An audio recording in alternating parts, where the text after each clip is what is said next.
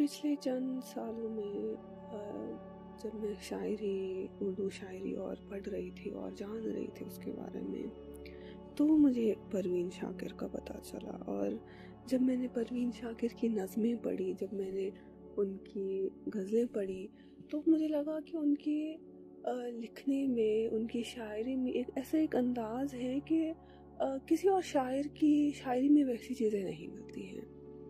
जिस लिहाज से उन्होंने एक औरत के एहसासात को बयान किया है, वो शायद उतनी खूबसूरती से और उतने आसान लहजे में शायद कोई और नहीं लिखा है।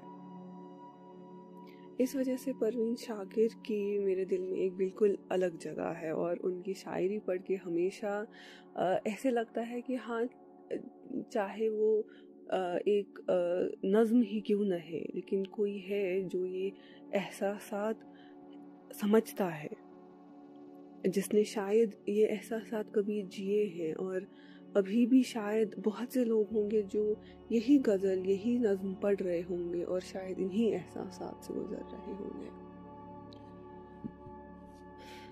ये नज़्म भी, ये गज़ल जो मैं आज पढ़ रही हूँ, ये भी परवीन शाकिर की ही है।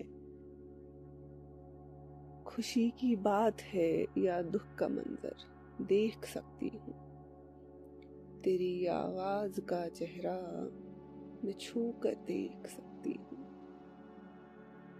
अभी तेरे लबों पे जिक्र फसले गुल नहीं आया, मगर एक फूल खिलते अपने अंदर देख सकती हूँ।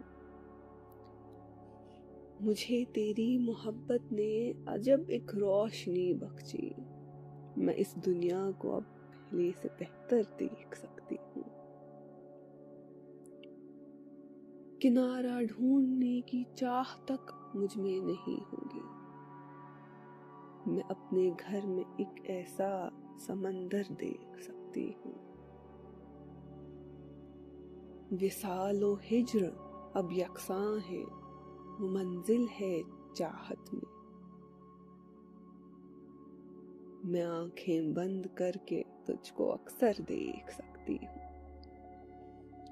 अभी तेरे सिवा दुनिया भी है मौजूद इस दिल में, अभी तेरे सिवा दुनिया भी है मौजूद इस दिल में, मैं खुद को किस तरह तेरे बराबर देख सकती हूँ।